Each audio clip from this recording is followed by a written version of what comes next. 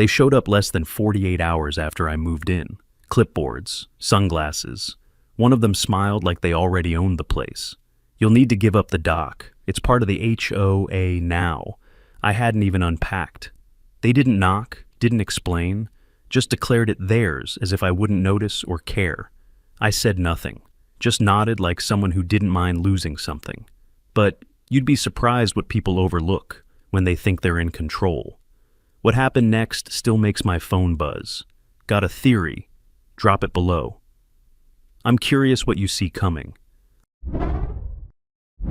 I'd been dreaming about this moment for 2 solid years, standing on my new lakefront property at 42 years old, coffee in hand, watching the sunrise paint the water gold. After saving every penny from my county job as water management supervisor, I finally had my slice of paradise. The house wasn't much to look at yet, but that dock, that beautiful 30-foot wooden dock extending into the lake, was pure perfection. Well, it would be once I finished fixing it up. The previous owner had let it get pretty rough around the edges, but the bones were solid. I'm talking good pressure-treated lumber-sturdy pilings driven deep into the lake bed, just needed some love and attention. My first week was pure bliss, I'm not gonna lie. Every evening after work, I'd come home, change into old clothes, and head straight to that dock with my toolbox. Sanding off years of weathered gray wood priming, every surface painting it this gorgeous ocean blue that reminded me of vacation photos.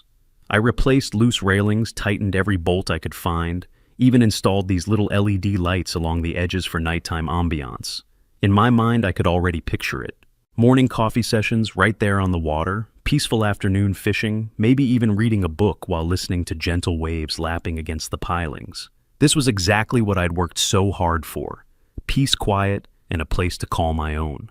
I was sipping coffee on the dock when the crunch of heels on dead leaves broke the morning silence. I turned around to see this tall blonde woman, probably around 50, walking toward me with purpose. She was dressed like she'd stepped right out of some home and garden magazine. Pink pastel cardigan, black slacks, not a hair out of place. She was carrying a wicker basket that smelled like fresh baked muffins, which seemed friendly enough. But something about the way she looked at me, then at the dock, then back at me, it felt like I was being evaluated, like she was sizing me up for something I didn't understand yet. "Hello there," she called out in this sing-song voice that was probably supposed to sound welcoming. "I'm Celeste Morrison, HOA president for this wonderful neighborhood. Welcome to our community." She extended her hand with this bright smile that didn't quite reach her eyes.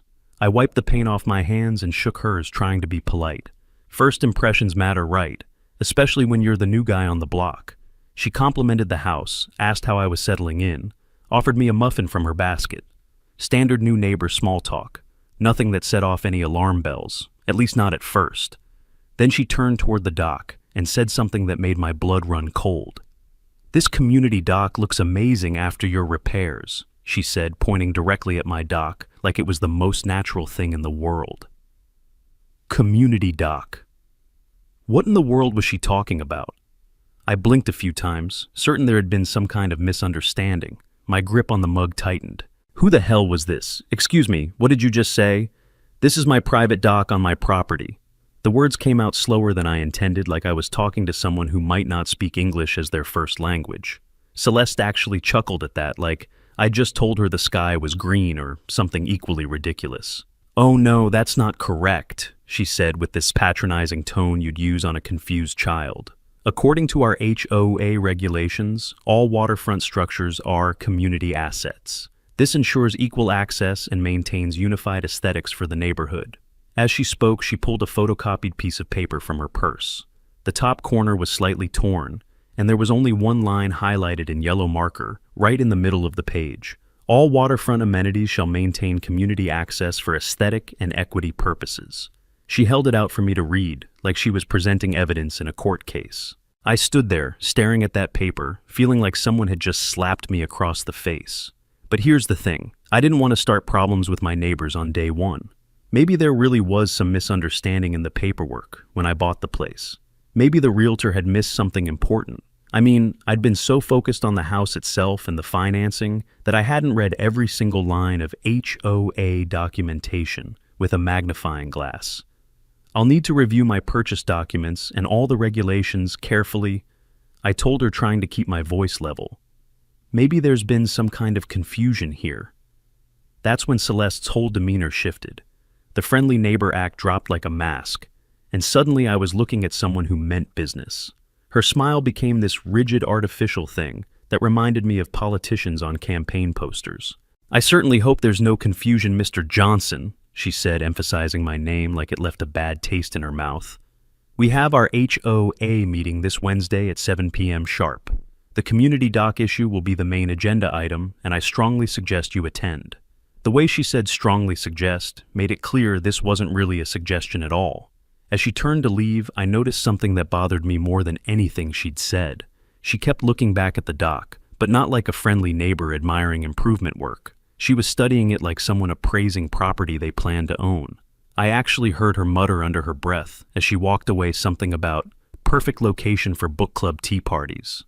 Book club tea parties. On my dock that I'd just spent a week renovating with my own hands and my own money. I stood there watching her disappear around the corner of my house, and for the first time since moving in, I felt this cold knot forming in my stomach. Her eyes narrowed as if she knew something I didn't. I should have walked away. But then she said 5 words that changed everything. "That dock isn't yours anymore." If I thought Celeste's visit was the end of it, I was about to learn how wrong one person could be. The very next morning, there was an official-looking envelope stuck in my front door. HOA letterhead, Celeste's flowery signature at the bottom, and a violation notice that made my jaw drop. Grass height exceeds community standard of 2 inches. Fine $25. I actually went outside with a ruler to measure my grass. 2¼ inches, 2¼ I'd moved from an apartment where I'd never owned a lawnmower, and apparently I was already failing homeownership according to these people. But that was just the beginning. Tuesday brought another envelope. Garbage bin left at curb 15 minutes past collection time. Fine $50. 15 minutes I'd gotten caught up in a work call and missed the garbage truck by a quarter hour, and now I owed $50 for the privilege. Wednesday's mail brought the hat trick. Mailbox color not in approved community palette. Fine $75. My mailbox was black, standard normal black. Apparently the approved colors were forest green, navy blue, or burgundy. Who knew that mailbox color was something people actually regulated? Each letter had that same flowery signature, and I was starting to understand that Celeste Morrison took her HOA presidency very seriously. The violations kept coming throughout the week, each one more ridiculous than the last. My doormat was apparently the wrong shade of brown for community standards. My newspaper was left on the driveway 12 minutes longer than allowed after delivery. Even the way I parked my car in my own driveway violated some arcane regulation about vehicles being positioned precisely parallel to the house. It was like living under surveillance by people who had nothing better to do than measure grass with rulers and time newspaper, pick up with stopwatches. Every morning brought a new fine, a new complaint, a new way I was supposedly destroying neighborhood harmony.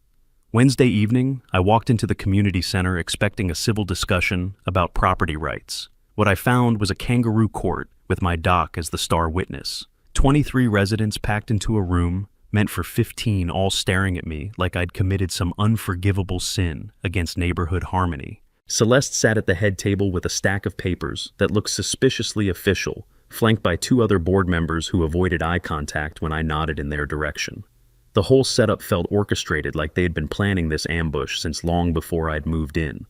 "The issue before us tonight," Celeste began with theatrical authority, "concerns the new residents' refusal to allow community access to our shared waterfront amenity."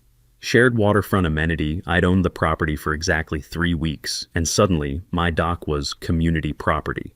She held up what appeared to be architectural drawings of the neighborhood, pointing to my lot with a red laser pointer. As you can see, the original development plan clearly designated this structure for community use. The drawings were too small to read from where I sat, but everyone was nodding like gospel truth was being preached from that head table. I raised my hand to speak, but Celeste cut me off with a dismissive wave. "We'll hear from affected residents first, then allow the new homeowner to respond." Affected residents. What exactly had I affected besides improving my own property? One by one, neighbors stood up to share their grievances. Mrs. Patterson complained that I'd changed the dock's color without community approval. The Hendersons were upset that I'd installed new lighting without consulting the Architectural Review Board. A man I'd never seen before claimed I'd blocked traditional fishing spots that families had used for generations. The accusations kept piling up like they were reading from a prepared script. I compared the shots from the previous morning. The dock was untouched then. Now there were fresh markers appearing around my property line. After 20 minutes of listening to complaints about improvements I'd made to my own property, Celeste finally allowed me to defend myself. "I purchased this house specifically because it included a private dock," I said, trying to keep my voice calm and professional. "My deed clearly shows the waterfront as part of my lot.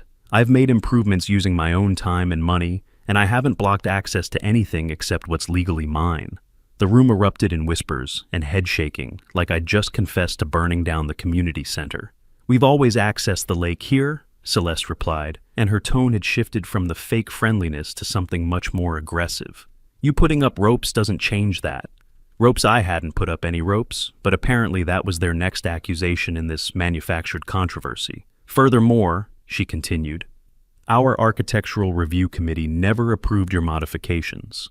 All exterior changes require advance written permission. Advance written permission to paint my own dock." This was getting more surreal by the minute, like I'd moved into some kind of totalitarian subdivision where basic property rights didn't exist.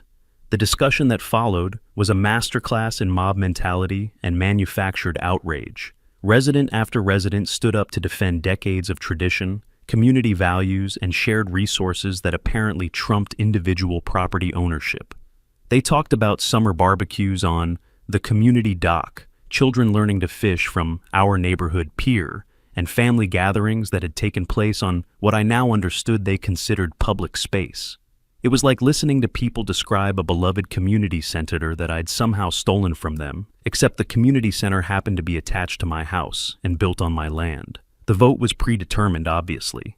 18 residents voted to send me a formal violation notice demanding I restore community access within 7 days. 3 abstained, probably afraid to take sides in what was clearly a setup job. 2 voted against the measure, including an elderly man who shook his head throughout the entire proceeding. 1 man stayed behind after the vote. He tapped my shoulder and whispered, "You're not the first they've pushed out."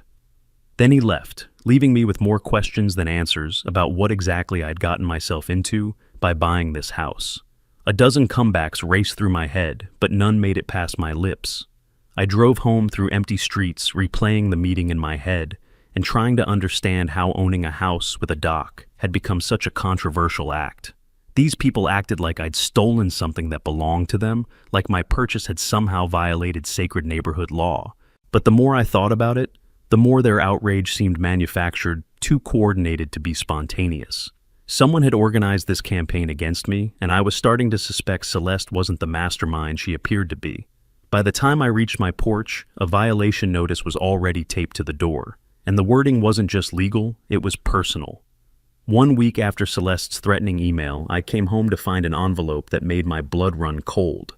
Not HOA letterhead this time, but official legal stationery from Anderson & Associates Legal Services. The return address was in the next town over, and the weight of the envelope told me this wasn't just another violation notice. Inside was a formal demand letter that laid out exactly how serious this situation had become. The HOA was demanding I remove my fence and restore community access to waterfront amenity within 7 days, or face a lawsuit that would cost me more money than I'd spent on the entire house. The numbers they threw around were designed to scare me into submission, and I'll admit they worked. Legal fees starting at $15,000, minimum court costs between $3,000 and $5,000, and something they called punitive damages for community disruption that could reach up to $10,000. I sat at my kitchen table reading and rereading that letter, trying to wrap my head around the fact that wanting to use my own dock could potentially cost me $40,000. For the first time since this whole mess started, I felt genuinely worried. Not about the money exactly, because I knew I was in the right, but about the sheer injustice of it all. There was a moment where I actually wondered if it would be easier to just give in and let them win. Cut my losses, sell the house, find somewhere else to live, where wanting privacy on your own property wasn't considered a criminal act. The legal system heavily favors people with deep pockets and unlimited time to spend on lawsuits, and I was just one guy trying to enjoy the house he'd worked 15 years to afford. But then I looked out at that dock, still painted the ocean blue color I'd chosen, still extending into water that sparkled in the afternoon sun, and I realized I wasn't backing down from bullies who thought they could steal what belonged to me. Next morning, I saw it immediately. 2 new posts had appeared near the waterline overnight, driven deep into the lake bed about 10 feet from my dock. Professional installation, not some weekend warrior project. The posts were marked with small surveyor flags and had official-looking tags attached, but they definitely weren't there when I'd gone to bed. Someone had been working on my property in the dark, which crossed every line of legal and decent behavior I could think of. This wasn't just HOA overreach anymore. This was trespassing pure and simple, and whoever was behind it had serious money to spend on professional surveying equipment. A deep, ugly heat rose in my chest. No one had permission to touch that dock or anything near it. I waded into the shallow water to examine the posts more closely, and what I found made my anger turn to something colder and more dangerous. There was a small white sticker on the base of each post. Surveyor code, but not from the state or county. Private surveying company, the kind developers hire when they're planning to build something expensive. Someone was measuring my waterfront for construction purposes, and they were doing it without my knowledge or consent, which meant they thought they had legal authority to do whatever they wanted with my property. The surveyor flags fluttered in the morning breeze like tiny declarations of war, each one marking another piece of my property that someone else apparently considered theirs to measure and modify. I took photos from every angle documenting the unauthorized intrusion with the kind of methodical precision that comes from years of dealing with bureaucratic battles. These people had just made their first major mistake, giving me physical evidence of trespassing that would hold up in any court. If they wanted to escalate this conflict to include actual property invasion, I was ready to meet them with everything the law allowed. I was still standing knee-deep in lake water when I noticed movement across the inlet. A man in a fleece vest watched from the opposite shore, sunglasses hiding his expression, clipboard in his hands like he was taking notes on my reaction. Too far away to make out details, but something about his stillness felt predatory. He wasn't just some early morning jogger who had stopped to watch the show. This guy was studying me, cataloging my response to finding unauthorized construction on my property. I'd see him again sooner than I wanted, and when I did, I had a feeling our conversation wouldn't be nearly as polite as my encounters with Celeste. Back at the house, I called the number on Celeste's business card, ready to demand an explanation for the overnight trespassing. She answered on the second ring with that same artificially cheerful voice she'd used during our first meeting. "Good morning, Mark. I was expecting your call." Expecting my call? That implied she knew exactly why I was calling, which meant she knew about the posts. "Those surveyor markers were installed by our consulting engineering firm," she explained before I could even describe what I'd found. "We need to establish proper boundaries before proceeding with community improvements." And community improvements. On my property without my permission? "Celeste, those posts are on my land, installed without my consent. That's trespassing, and I want them removed immediately." My voice was getting sharper, but I was past caring about neighborhood diplomacy. She sighed like I was being unreasonably difficult about something perfectly normal. "The posts are temporary, just for measurement purposes. Our engineering consultant needs accurate waterfront dimensions to design appropriate community access structures." Access structures. What the hell kind of access structures were they planning to build on my waterfront? "I'm not authorizing any access structures," I said, making each word as clear as possible. "This is private property, and I don't consent to construction of any kind." The conversation deteriorated rapidly from there, with Celeste becoming increasingly hostile as I refused to authorize construction on my own property. She accused me of being selfish and anti-community, of buying waterfront property just to deny lake access to families who'd lived here for decades. According to her twisted logic, my desire to use my own dock was somehow preventing children from learning to swim and destroying neighborhood traditions that predated my arrival. It was like arguing with someone from an alternate universe where property ownership was considered a form of theft from the community. I sent a formal cease and desist letter that night, certified mail with signature required, demanding removal of all unauthorized structures within 72 hours. Legal language, professional formatting copies to the county assessor and the sheriff's department for good measure.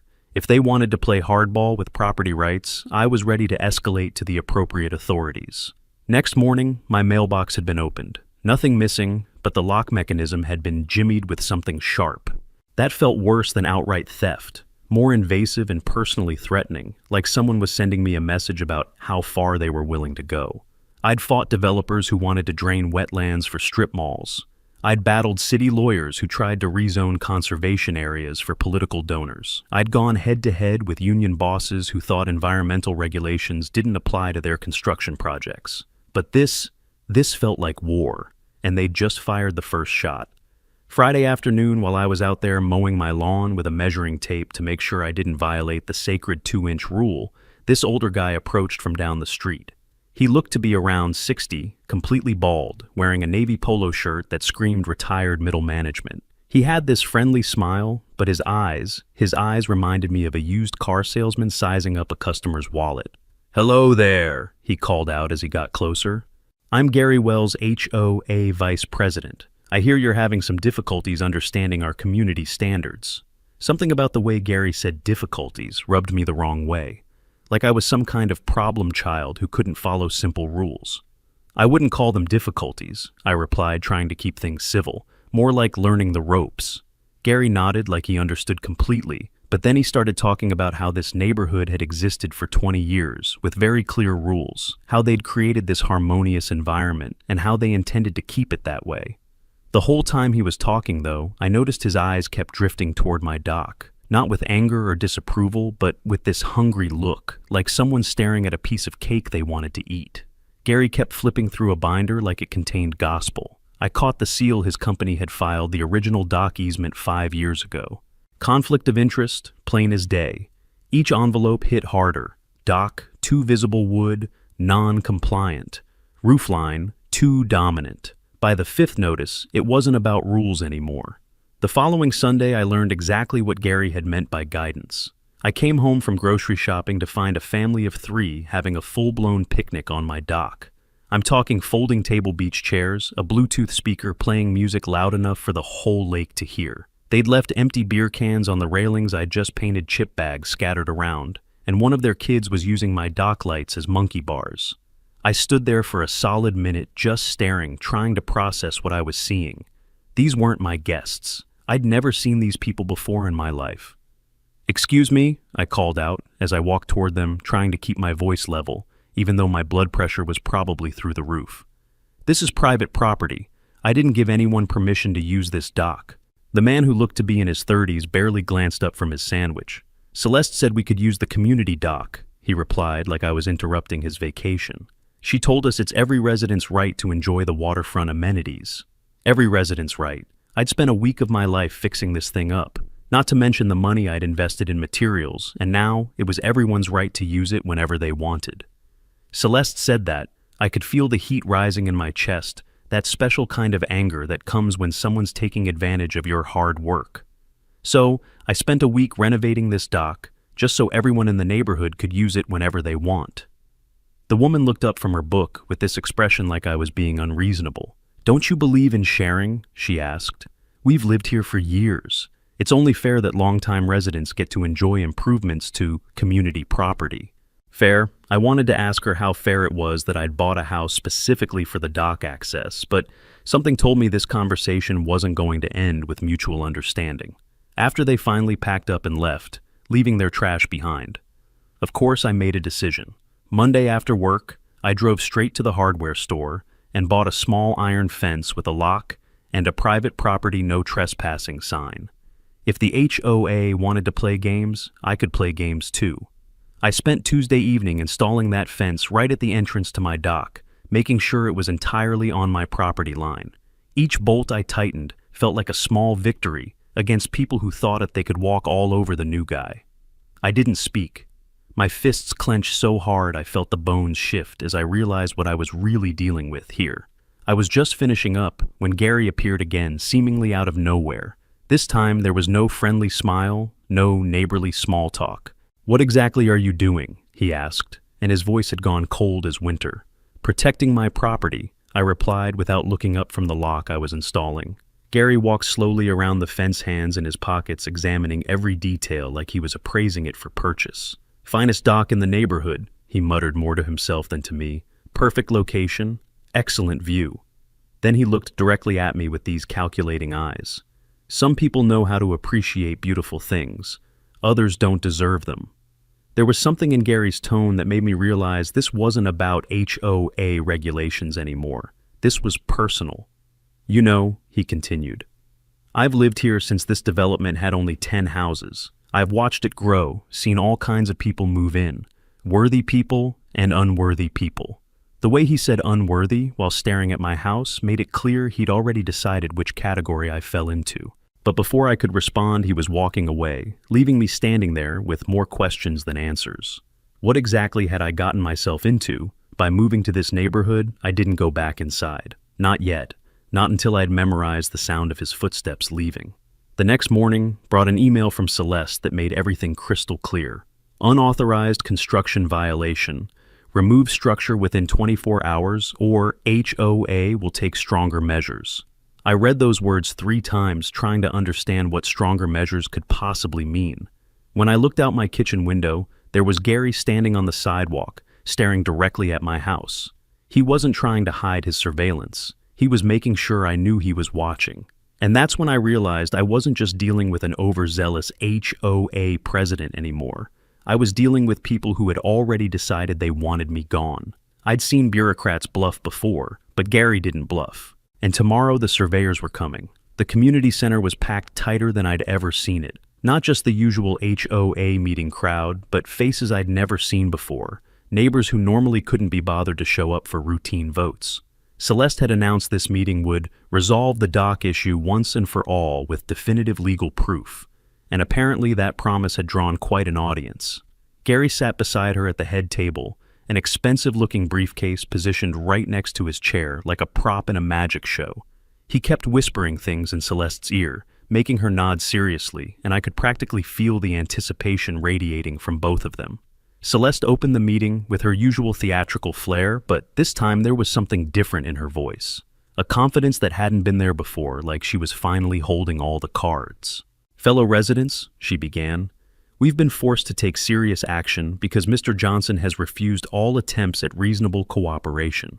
His obstinate behavior has already cost our community thousands in legal and consulting fees. I wanted to point out that nobody had forced them to hire lawyers, but I kept my mouth shut and waited to see where this was going. The room buzzed with murmurs of agreement, neighbors shaking their heads like I was some kind of neighborhood menace. However, Celeste continued, triumph creeping into her voice. We have discovered documentation that settles this matter definitively. This isn't about HOA regulations anymore. This is about legally binding agreements that predate Mr. Johnson's ownership. She paused for dramatic effect, while Gary reached for his briefcase with ceremony usually reserved for crown jewels. The whole room leaned forward, and I'll admit, even I felt nervous about what they might have found. Gary stood up slowly, milking the moment. He opened that briefcase with theatrical flair and removed what appeared to be an old document yellowed paper in a protective plastic sleeve. Ladies and gentlemen, he announced with courtroom authority, this is an addendum to the original purchase agreement signed by the first owner of Mr. Johnson's property in 1983. The original owner explicitly agreed to share dock access with neighboring properties to maintain community harmony. He held the document up for everyone to see, turning it slowly so the whole room got a good look. From where I was sitting, I could make out handwritten text and a signature at the bottom, aged paper, like you'd find in an antique store. The previous owner agreed to allow reasonable shared access to boat dock facility for community use. Understanding this enhances property values for all residents. Gary read aloud, his voice getting stronger with each word. I cross-referenced the plat with county filings and the HOA charter. Something didn't align, and that crack was mine to widen. But when Gary handed me the document to examine, several things jumped out immediately. First was the smell. Real old paper has this musty organic scent that develops over decades. This paper smelled like chemicals artificial aging process you can buy at craft stores. The ink was wrong too. In 1983, people used ballpoint pens, not the modern gel pen ink I was looking at. The paper edges were too clean, machine cut with precision that didn't exist 40 years ago. Most telling was the signature itself. The pen pressure was inconsistent, suggesting someone copying a signature rather than naturally signing their name. Instead of immediately calling out the forgery, I decided to take a different approach. This is certainly an interesting document, I said, keeping my voice neutral. Given its legal significance for a potential lawsuit, I'm sure the HOA's attorney would want this professionally authenticated before using it in court. I watched Gary's confident expression flicker for just a moment. Authenticated, he asked, and I caught the slight tremor in his voice. Absolutely, I replied.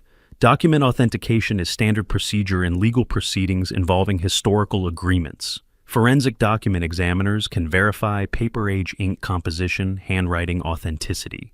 Usually takes 2 to 3 weeks and costs around $2,000, but it's essential for establishing legal credibility. Gary's firm had filed easements under a dissolved LLC, and worse, 2 coordinates on their claim crossed into state-managed water. That gave me jurisdiction leverage. The room had gone quiet, people looking back and forth between Gary and me like they were watching a tennis match. Celeste looked genuinely puzzled, which told me she hadn't been in on the forgery from the beginning. Gary, Celeste said slowly, you didn't mention anything about authentication. Shouldn't we have done that already if we're planning to use this in legal proceedings? Gary was starting to sweat now, tiny beads forming on his forehead. Well, the document speaks for itself, he stammered. It's obviously authentic. You can see the aging, the original ink, but his voice lacked the conviction he had had moments earlier. Actually, I pressed on, professional authentication is required by law when challenging property ownership with historical documents. I tell you what, since this could resolve everything once and for all, I'll personally pay for professional authentication. We can send this to a certified forensic document examiner in the state capitol tomorrow morning. The trap was set, and Gary walked right into it. That won't be necessary, Gary snapped, then immediately tried to backpedal when he realized how defensive he sounded. There was a moment, brief but real, when I wondered if I was becoming what I used to prosecute someone weaponizing paperwork. But then I remembered Celeste's smile during that first encounter on my dock. Gary's fake document had become his undoing, and everyone in that room could see it. The meeting dissolved into chaos after that, with Celeste calling an emergency recess and people filing out in confused clusters, talking in heated whispers about forgery and legal liability. But the real confrontation came afterward in the parking lot, when Gary cornered me with 15 years of rage finally boiling over. So smart with your technical analysis, he snarled, his face twisted with hatred. You have no idea what you've unleashed. I looked at this man who had been tormenting me for weeks and realized he wasn't threatening HOA violations anymore. This had become personal vendetta, and that made him far more dangerous than any angry neighbor should ever be. I wasn't overreacting. I was finally reacting the way I should have from day one. By dusk, I had staked orange flags along the true boundary, set up motion lights on the dock path, and filed 3 injunctions, county civil and environmental. Tomorrow at 9 a.m., the HOA was hosting an open lakefront picnic. I'd be there with court orders, survey flags, and a drone camera. The fallout from Gary's fake document scandal spread through the community like wildfire. Within days, neighbors were approaching me with stories I'd never heard before, tales of Gary's behavior that painted a picture of systematic harassment spanning decades. Mrs. Patterson told me about the time Gary had tried to force her to remove a bird feeder because it attracted undesirable wildlife. The young couple down the street shared how Gary had repeatedly called code enforcement on them for parking their car in their own driveway overnight. Even Arthur had more stories about Gary's pattern of intimidation lawsuits, threats, and property line disputes that went back to the earliest days of the subdivision. Celeste was absolutely livid with Gary for making her an unwitting accomplice in what could potentially be criminal fraud. You made me look like a complete fool in front of the entire community, she screamed at him during what witnesses described as an epic confrontation in the community center parking lot. I trusted you completely, and you used forged papers to manipulate me into supporting your personal vendetta. The humiliation of being exposed as either corrupt or incompetent was eating her alive, and Gary had lost his most important ally in the process of trying to destroy me. The community was buzzing with gossip about legal liability, criminal charges, and the possibility that their beloved HOA leadership had been built on lies. But instead of celebrating Gary's public downfall, I decided it was time to end this war permanently. I'd been playing defense long enough, reacting to their moves instead of making my own. That weekend, I drove to the county planning office with a specific mission in mind. If Gary wanted to play games with fake documents, I was going to show him what real documentation looked like. I spent both Saturday and Sunday morning in a dusty basement filing room going through original subdivision development records that most people don't even know exist. The clerks looked at me, strangely wondering why anyone would voluntarily spend their weekend digging through 40-year-old property filings. What I found in a filing cabinet marked Lakeshore Development 1982 was going to change everything.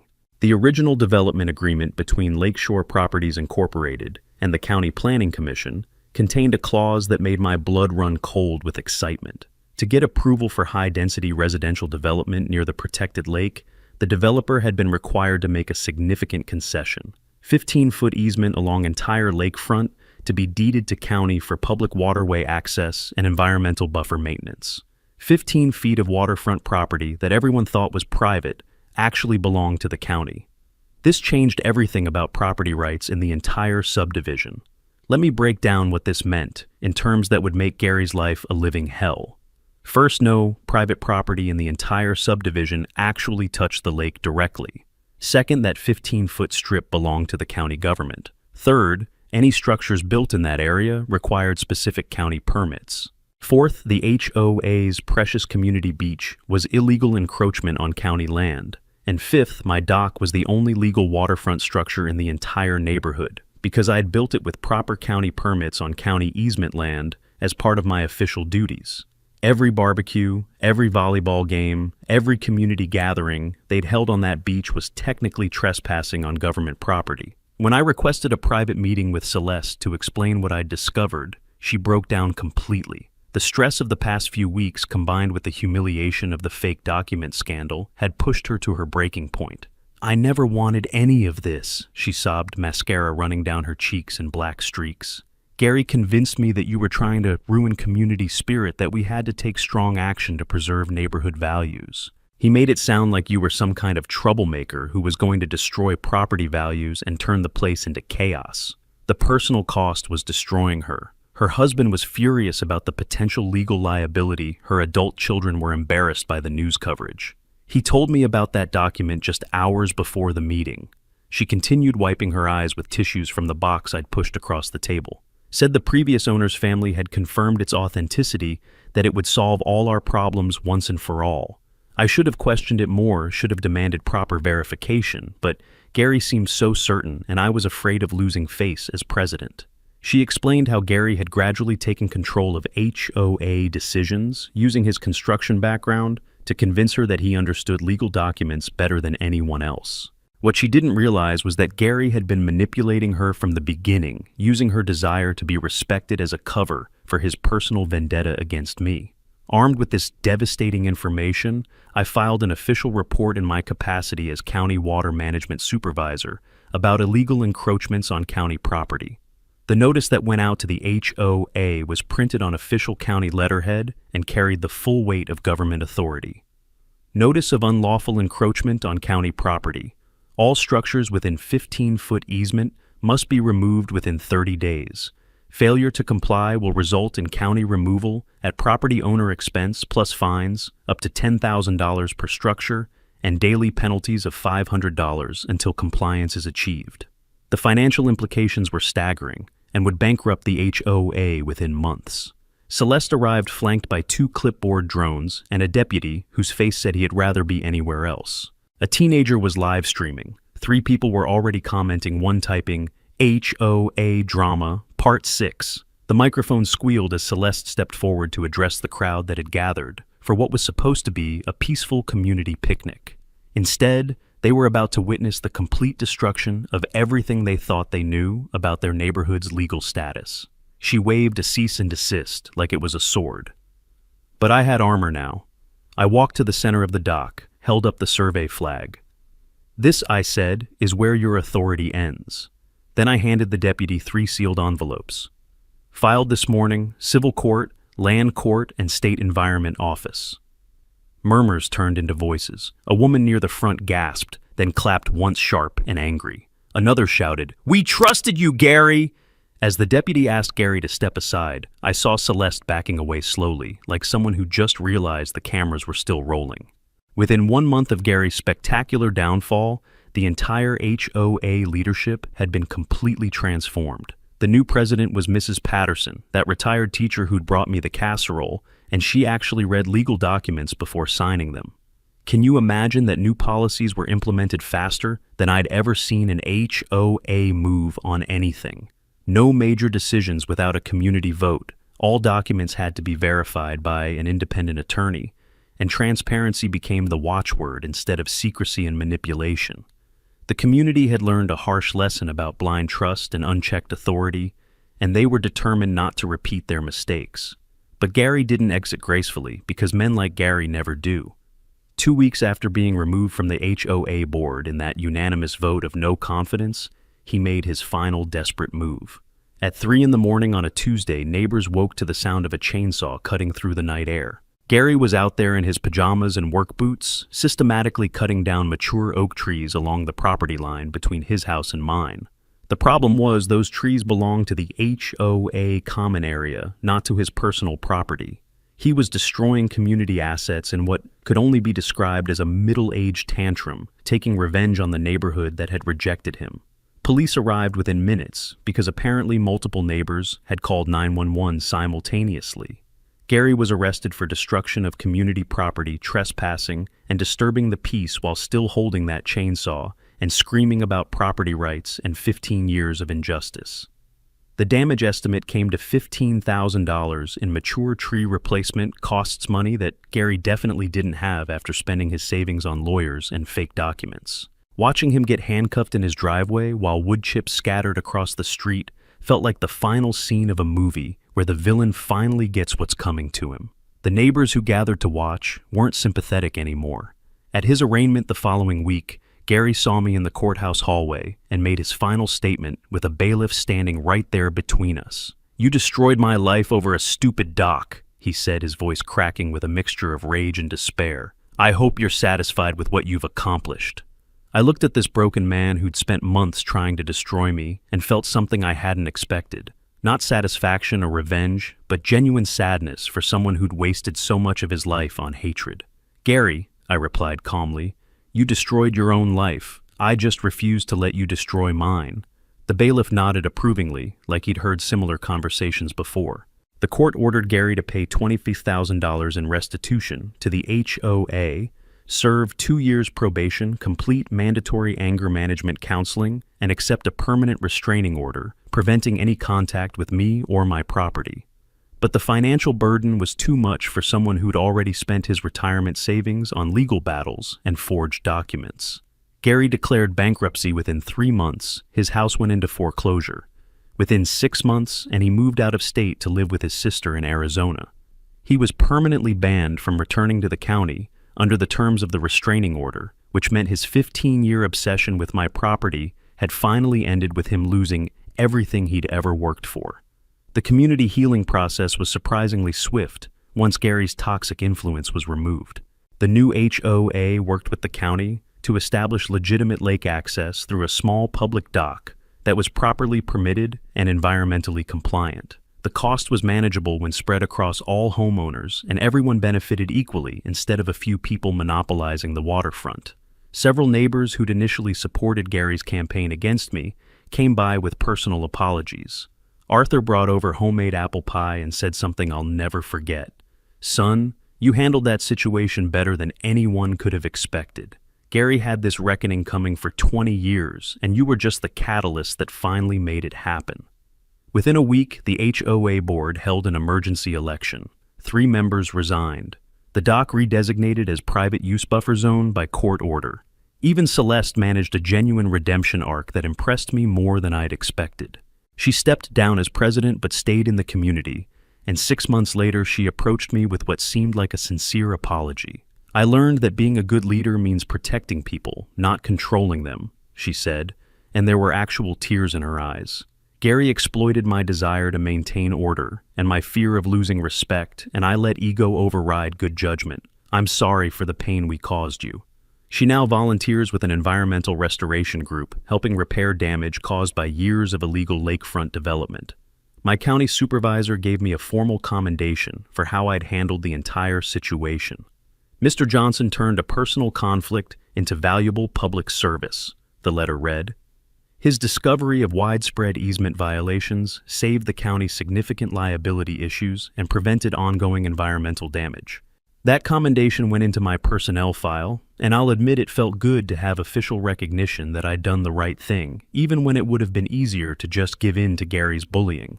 The case became a training example for other county employees dealing with property disputes, and I was asked to present my findings at a statewide conference on environmental enforcement. The ripple effects continued for months afterward, with neighboring counties requesting copies of my research methodology for their own lakefront communities.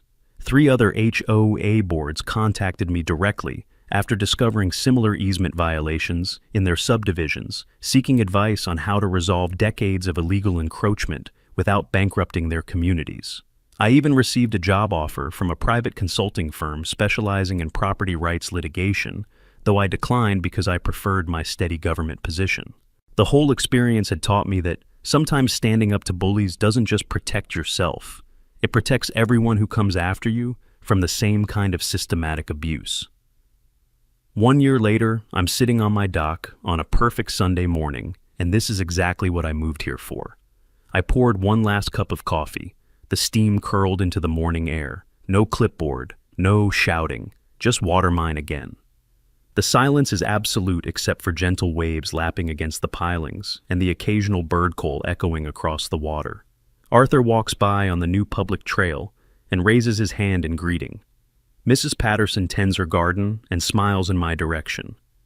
The new neighbors who bought Gary's foreclosed house, a young family with 2 kids, wave from their yard where they're planting flowers in the spots where Gary's trees used to stand. What started as a simple property dispute became a masterclass in standing up to bullies who abuse official positions.